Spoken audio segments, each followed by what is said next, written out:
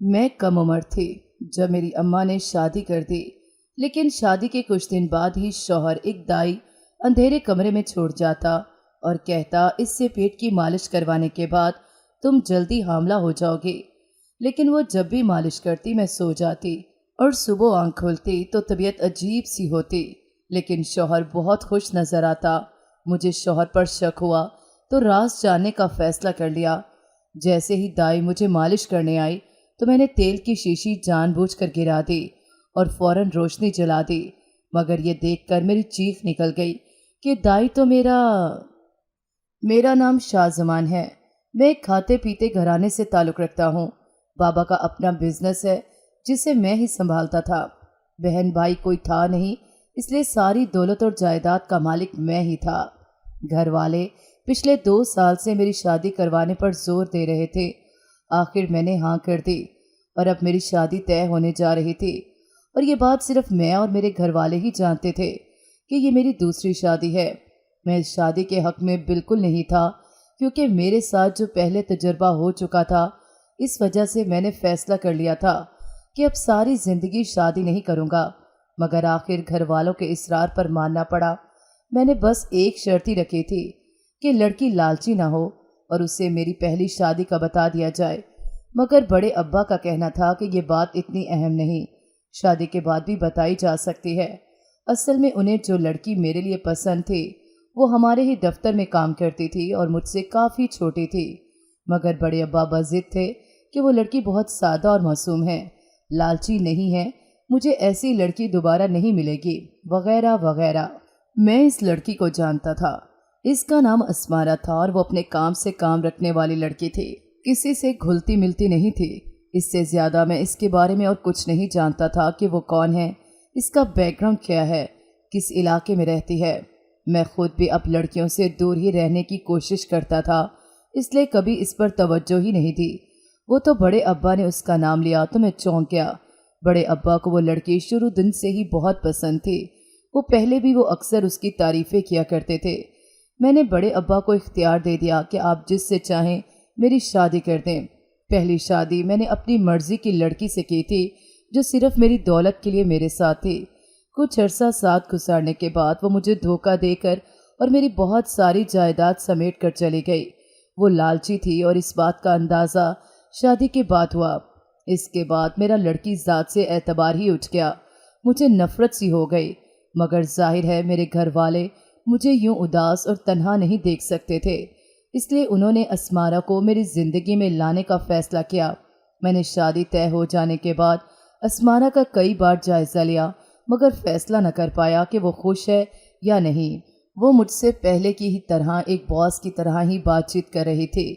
خیر شادی کے دن قریب آ گئے تو اس نے دفتر سے چھٹی لے لی، ہمارا سادگی سے نکاح ہو گیا، اور تبھی مجھے پتہ چلا کہ اس کا دنیا میں کوئی نہیں اور وہ اپنی سہیلی کے ساتھ رہتی تھی۔ رخصتی کے بعد وہ میرے کمرے میں آئی تو مجھے بہت عجیب لگا، کیونکہ وہ میرا انتظار کرنے سے پہلے ہی کپڑے تبدیل کر چکی تھی اور نماز پڑھ رہی تھی۔ میں نے دل میں سوچا کہ مجھے متاثر کرنے کے لیے یہ سب کر رہی ہوگی۔ میں چپ چاپ سونے کے لیے لیٹ گیا۔ مجھے یہ تھا کہ صبح وہ کافی خفا ہوگی کہ میں اس سے کوئی بات کیے بغیر ہی سو گیا، یا پھر بڑے ابا سے شکایت لگائے گی، مگر حیرت انگیز بات تھی کہ ایسا کچھ بھی نہیں ہوا اور اس نے کچھ ظاہر نہیں کیا۔ مجھے اس کی یہ بات اچھی لگی، مگر میں اتنی جلدی اعتبار نہیں کر سکتا تھا۔ اس نے شادی کے بعد میرے ساتھ ہی دوبارہ دفتر جانا شروع کر دیا تھا، لیکن گھر آ کر سب گھر والوں کا خیال رکھنے کی ذمہ داری اس نے اپنے سر پر لے لی تھی۔ ماما، بابا اور خاص کر بڑے ابا کے تو وہ آگے پیچھے پھرتی تھی۔ میں سب سمجھ رہا تھا کہ وہ لالچ میں آ کر یہ سب کر رہی ہے۔ شادی کو 1 ہفتہ ہی ہوا تھا کہ میں نے ایک دن اسے باہر دیکھا، وہ کسی عورت کو اپنے بیگ سے پیسے نکال کر دے رہی تھی۔ وہ عورت اس کی بلائے لے کر اور پیسے لے کر چلی گئی۔ مجھے ایک دم بہت غصہ آیا کہ وہ میری دولت یوں اپنے رشتہ داروں پر لٹا رہی ہے۔ اس پر نظر رکھنا ضروری ہو گیا تھا، ورنہ وہی سب نہ ہوتا جو پہلے ہو چکا تھا۔ 2 دن بعد ڈرائیور اسے گھر سے لے کر نکلا تو اس نے مجھے میسج کر دیا۔ میں بھی فوراً دفتر سے بھاگم بھاگ نکلا کہ جا کر دیکھوں تو صحیح کہ کس کے ساتھ وہ کھانا کھانے آئی ہے۔ جب میں وہاں پہنچا اور اپنی بیوی کو دیکھا تو مجھے دھچکا لگا۔ وہ میری پہلی بیوی کے ساتھ لنچ کر رہی تھی اور دونوں بہت ہنس ہنس کر آپس میں باتیں کر رہی تھیں۔ تھوڑی دیر بعد میری سابقہ بیوی نے بیگ سے ایک نوٹوں کی گڈی نکالی اور اسمارا کو دے دی۔ میں یہ سب دیکھ کر گنگ رہ گیا تھا اور کچھ سمجھ نہیں آ رہا تھا کہ چل کیا رہا ہے۔ کہیں ایسا تو نہیں کہ میری سابقہ بیوی کی ہی چال ہو، یہ سب بھی اسی نے کیا ہو، اس لڑکی کو میرے پیچھے لگایا ہو تاکہ باقی کی دولت اس کے ذریعے حاصل کر سکے۔ میں نے اسی وقت اسمارا کو فون کر کے پوچھا کہ کہاں ہو تم؟ میں نے دیکھا میری سابقہ بیوی نے اسے اشارے سے منع کیا کہ وہ نہ بتائے میں کہاں ہوں۔ میری بیوی نے جھوٹ بولا اور کہنے لگی میں اپنے ہاسٹل آئی ہوئی تھی۔ اس کا جھوٹ سن کر میرا شک یقین میں بدل چکا تھا کہ یہ دونوں لڑکیاں میرے خلاف ایکا کر چکی ہیں، لہٰذا اب مجھے بھی نہایت احتیاط سے کام لینا ہوگا۔ اسی دنوں بڑے ابا نے کچھ زمین کے کاغذات سب کے سامنے میری بیوی کے حوالے کیے کہ یہ تمہارے نام کچھ پراپرٹی کی ہے، خوش رہو آباد رہو۔ میں کمرے میں گیا تو ابھی تک وہ کاغذوں پر ہاتھ پھیر کر دیکھ رہی تھی۔ رات کو ہم سوئے ہوئے تھے کہ اچانک اس کے موبائل پر بیل ہوئی اور وہ بالکونی میں جا کر بات کرنے لگی۔ آدھے گھنٹے بعد وہ کمرے میں آ گئی۔ میں نے اپنی بیوی سے کچھ نہیں پوچھا کہ وہ کیا کرتی پھر رہی ہے، کیونکہ میں نے اسے رنگے ہاتھوں پکڑنے کا فیصلہ کر لیا تھا۔ میں چاہتا تھا کہ ثبوت کے ساتھ اس کو بڑے ابا کے سامنے پیش کروں۔ 3-4 دن بعد وہ پھر اسی عورت سے ملی جس سے پہلے بھی مل کر پیسے دے چکی تھی۔ مجھے ڈرائیور نے پہلے ہی بتا دیا تھا۔ میں ایک ٹیبل چھوڑ کر اس طرح بیٹھا کہ وہ دونوں مجھے صاف نظر آ رہی تھیں، اور یہ دیکھ کر میری حیرت کے مارے آنکھیں پھٹی کی پھٹی رہ گئیں جب میں نے اپنی بیوی کو جائیداد کے کاغذوں پر دستخط کرتے دیکھا۔ یہ دیکھ کر میرا خون کھول اٹھا۔ بڑے ابا نے اطمینان سے اس کے نام یہ پراپرٹی کی تھی اور وہ اسے آگے کسی اور کو دے رہی تھی۔ مجھے میری بیوی کی آواز سنائی دی جو کہہ رہی تھی کہ یہ لو اماں، اب یہ پراپرٹی تمہاری ہوئی، اب مزید لالچ مت کرنا، میرے پاس خزانے نہیں جو لٹاتے پھروں۔ اتنا سننا تھا کہ میری برداشت کی حد ختم ہو گئی۔ اس نے ہمیں کہا تھا کہ اس کا اس دنیا میں کوئی نہیں تاکہ وہ اپنی ماں کو دولت سمیٹ کر دیتی جائے۔ میں فوراً اپنی جگہ سے اٹھا اور اس کے سر پر جا کر کھڑا ہو گیا۔ مجھے وہاں دیکھ کر میری بیوی کی رنگت فک ہو گئی، وہ بے انتہا گھبرا گئی تھی۔ میں نے اس کو بازو سے پکڑ کر اٹھایا اور اپنے ساتھ کھینچتا ہوا گھر لے آیا تھا تاکہ سب گھر والوں کے سامنے اس کی سچائی لا سکوں۔ بڑے ابا نے مجھے اس طرح اسے لاتے دیکھا تو غصے سے کہنے لگے یہ سب کیا ہو رہا ہے، چھوڑو اسے۔ میں نے کہا یہ لڑکی فراڈ ہے، ہم سب کی آنکھوں میں دھول جھونک رہی ہے، اپنی ماں کو چوری چھپے پیسے دیتی رہی، اور تو اور بڑے ابا نے جو پراپرٹی اس کے نام کی تھی اس کے کاغذ بھی اپنی ماں کو دے آئی ہے، میں نے خود اپنی آنکھوں سے دیکھا تھا۔ بڑے ابا نے کہا پہلی بات تو یہ ہے کہ اس کی ماں کے بارے میں مجھے معلوم ہے، اور جن پراپرٹی کے کاغذات کی تم بات کر رہے ہو وہ میرے پاس میرے لاکر میں ہیں۔ تمہاری بیوی نے اگلے ہی دن مجھے کاغذ واپس کر دیے تھے کہ اسے یہ سب نہیں چاہیے۔ میں بھاگ کر بڑے ابا کے کمرے میں گیا۔ لاکر میں واقعی کاغذات موجود تھے۔ میرا دماغ گھوم کر رہ گیا، یہ سب کیا ہو رہا تھا؟ بڑے ابا سچائی سے انجان نہیں تھے، صرف میں تھا۔ میں اپنے کمرے میں گیا تو وہ میرا ہی انتظار کر رہی تھی۔ کہنے لگی بیٹھ جائیں، میں تسلی سے آپ کو اپنی کہانی سنانا چاہتی ہوں تاکہ آپ کے تمام شک دور ہو سکیں۔ میرا نام اسمارا نہیں شمع ہے۔ میں اپنے بہن بھائیوں میں سب سے بڑی تھی۔ میرے والد کا تو کئی برس پہلے ہی انتقال ہو چکا تھا۔ ہم سب اپنی ماں کے ساتھ نانی کے گھر رہتے تھے۔ میری ماں لوگوں کے گھروں میں کام کرتی تھی اور اسی وجہ سے ممانی ہمیں برداشت کرنے پر مجبور تھی کیونکہ ہم ان پر بوجھ نہیں تھے، لیکن پھر بھی ہفتے میں 1 یا 2 بار اماں اور ممانی کی لڑائی ضرور ہو جاتی تھی۔ ماموں گھر کے معاملات سے دور رہتے تھے، اس لیے نانی ہماری حمایت کر کے ممانی کو چپ کروا دیتی تھی۔ ہم 4 بہن بھائی تھے، 2 بھائی اور 2 بہنیں۔ میں جب 12 سال کی ہوئی تو اماں نے اپنے ساتھ مجھے کام پر لے جانا شروع کر دیا۔ میری ماں اپنی زیادہ تر تنخواہ خود پر اور اپنی ماں یعنی نانی پر خرچ کر لیتی تھی، بہت کم ہمارے لیے کچھ لے کر آتی تھی۔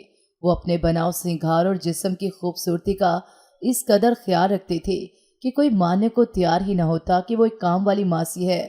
ویسے بھی اماں کی شادی بڑی جلدی ہو گئی تھی، اس لیے لگتا نہیں تھا کہ وہ 4 بچوں کی ماں ہے۔ بنگلے والے بھی صاف ستھری ملازمہ کو رکھتے ہیں، اس لیے اماں کی بڑی مانگ تھی۔ وہ صبح سے لے کر شام تک کام کرتی تھیں۔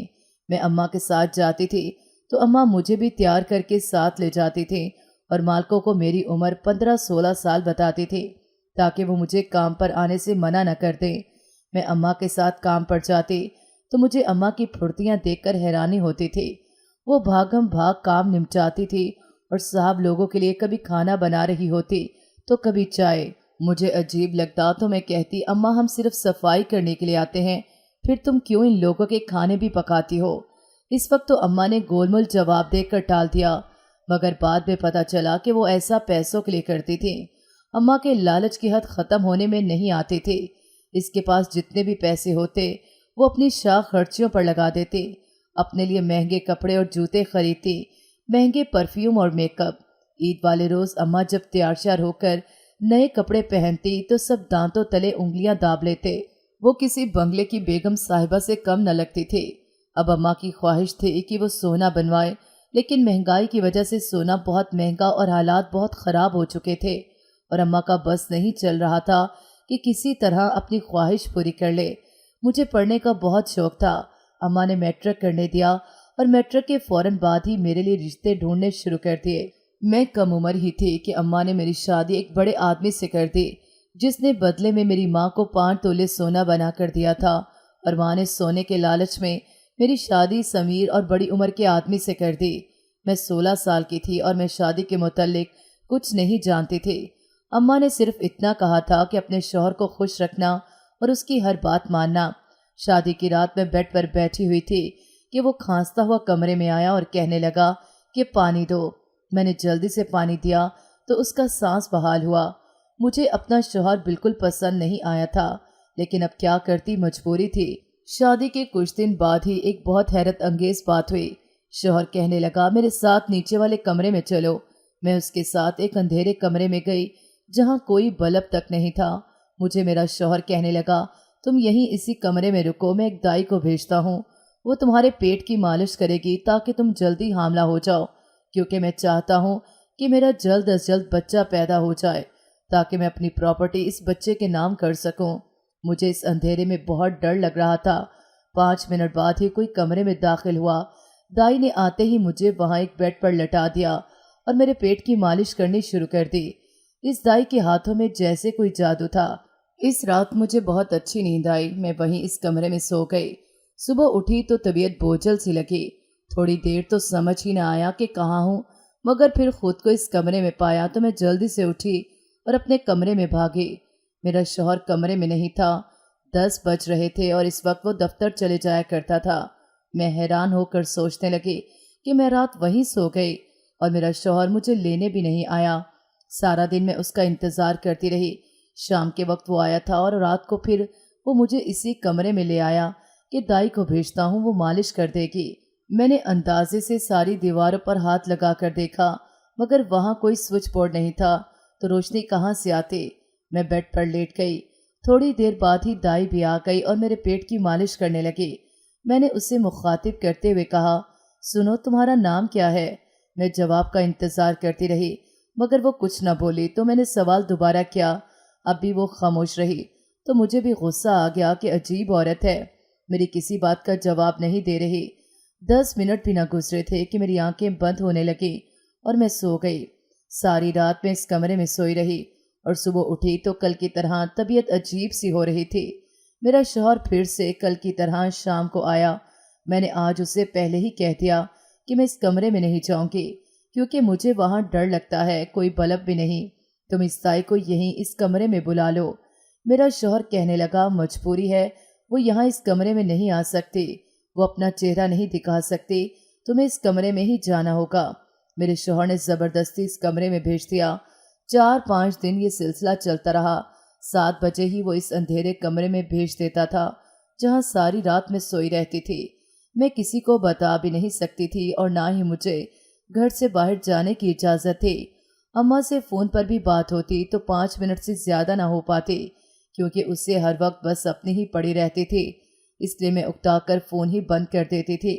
اگلا پورا ہفتہ سکون سے رہا، لیکن پھر وہی کمرہ اور دائی کی مالش، اس طرح 6 مہینے کا عرصہ بیت گیا۔ اب مجھے شک ہونے لگا تھا کہ کچھ تو گڑبڑ ہے، کیونکہ اس سارے عرصے میں اس دائی نے اپنی شکل تک نہیں دکھائی تھی اور جب وہ مالش کرتی تھی تو کچھ ہی دیر میں مجھے گہری نیند آ جاتی تھی، اور صبح اٹھتے تو دل عجیب سا خراب ہو رہا ہوتا تھا۔ یہ سب کیا تھا؟ مجھے بہت ہی بے چینی ہو رہی تھی کہ یہ سب کیوں ہو رہا تھا۔ اچانک مجھے خیال آیا کہ ہو سکتا ہے میں حاملہ ہو گئی ہوں، اس وجہ سے یہ سب ہو رہا ہو۔ میں نے ڈاکٹر کو چیک اپ کروایا مگر ایسی کوئی بات نہیں تھی۔ میں اس روز روز کی مالش سے تنگ آ چکے تھے، اس لیے میں نے شوہر کو جاتے ہی جھوٹ بول دیا کہ میں حاملہ ہو گئی ہوں۔ مجھے لگتا تھا وہ بہت خوش ہوگا مگر ایسا نہیں تھا، شاید وہ پریشان ہو گیا تھا۔ 2 دن بعد ہی پھر کہنے لگا کہ دائی آئے گی تو شام کو کمرے میں چلی جانا۔ میں جھنجھلا گئی کہ یہ سب کیا ہو رہا ہے۔ میں نے تو اس مالش سے بچنے کو ہی جھوٹ بولا تھا۔ آخر وہ دائی کون تھی اور چاہتی کیا تھی؟ میں ناشتہ بنانے کمرے سے باہر نکل آئی۔ 2 منٹ بعد خیال آیا کہ پہلے موبائل کو چارجنگ پر لگاتی ہوں۔ میں اپنے کمرے میں داخل ہی ہونے والی تھی کہ رکنا پڑا۔ کمرے سے شوہر کی آواز آ رہی تھی۔ وہ اس دائی سے بات کر رہا تھا اور کہہ رہا تھا وہ حاملہ ہو گئی ہے۔ تم نے تو کہا تھا کہ ایسی مالش کروں گی کہ کبھی حاملہ نہیں ہو پائے گی، پھر یہ سب کیا ہے؟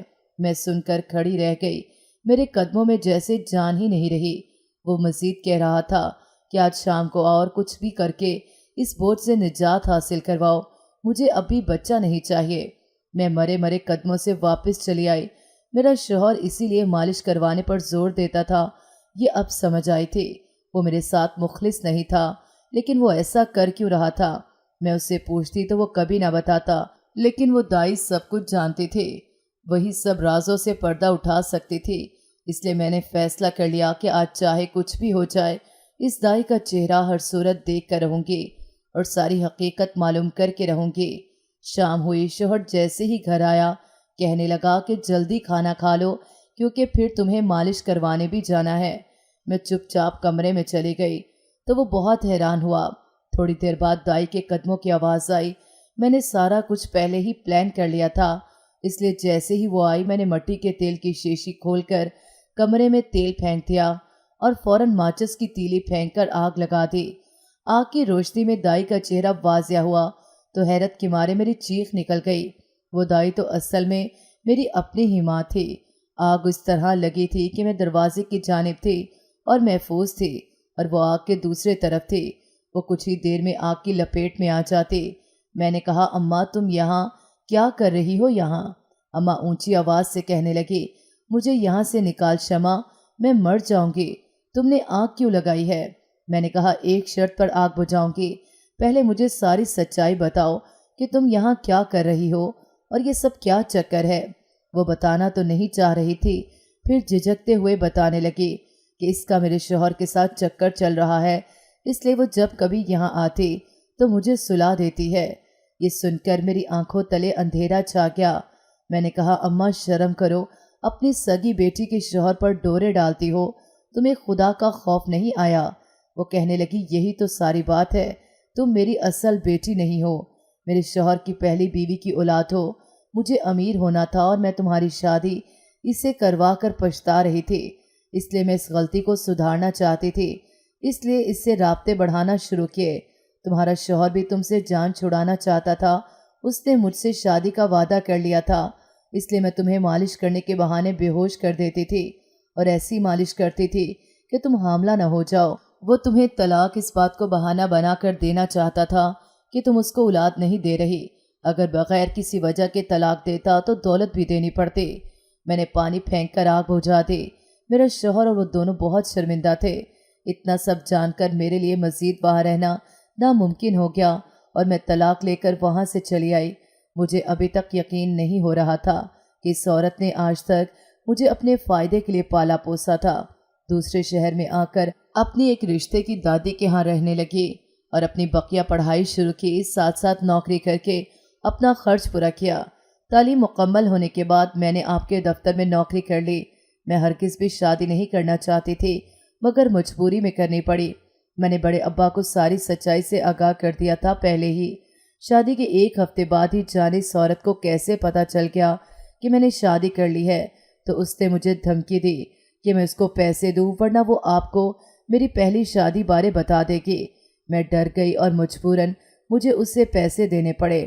دوسری بار جب میرے پاس اسے دینے کے لیے پیسے نہیں تھے تو اپنی ایک ہاسٹل کی دوست نشا سے ادھار لے کر اس عورت کا لالچی پیٹ بھرا۔ آج وہ کچھ کاغذات لے کر آئی تھی۔ وہ ابا کے گھر کے کاغذ تھے جس میں میرا بھی حصہ تھا۔ وہ چاہتی تھی میں اپنا حصہ بھی اس کے نام کر دوں۔ میں نے اپنا گھر بچانے کے لیے اس کی ہر مانگ پوری کی۔ اس کے علاوہ میں نے اور کچھ غلط نہیں کیا۔ اس کی جس لڑکی نشا سے دوستی تھی وہ میری پہلی بیوی تھی، اسے معلوم ہی نہیں تھا اور میں خود سے اندازے لگاتا رہا۔